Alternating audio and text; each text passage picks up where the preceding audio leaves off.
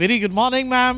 Saradha Muraleedharan ma'am, ഞാൻ ആലോചിക്കുകയായിരുന്നു ഈ അന്ന് ശാരദാ മുരളീധരൻ മാം 35 വർഷം കഴിഞ്ഞ് ഇങ്ങനെ ഇറങ്ങുന്ന ഒരു സമയത്ത് ഒരുപാട് പ്രതീക്ഷകളൊക്കെ ഉണ്ടാവുമല്ലോ.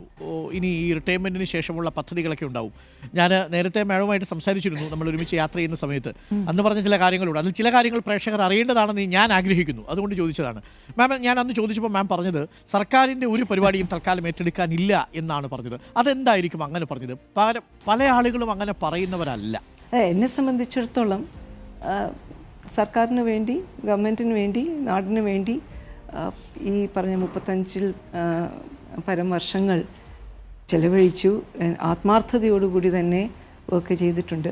ആ ചെയ്തതിൻ്റെയൊക്കെ ചാരിതാർത്ഥ്യമുണ്ട്. കുറേയൊക്കെ കാര്യങ്ങൾ ഇനിയും ചെയ്യണമെന്നുള്ള താല്പര്യവുമുണ്ട്. ചെയ്ത് തീർത്തില്ല എന്നുള്ളൊരു തോന്നലുമുണ്ട്. പക്ഷേ എന്നിരുന്നാലും ഇനിയിപ്പോൾ ശിഷ്ടജീവിതം എൻ്റെ സമയത്തിന്, എൻ്റെ പേസിന്, എൻ്റെ നിയന്ത്രണത്തിൽ പോകണമെന്ന് എനിക്ക് വലിയ താല്പര്യമുണ്ട്. അപ്പോൾ അതുകൊണ്ട് ഇനിയിപ്പോൾ മതി ഗവൺമെൻറ് സർവീസ്.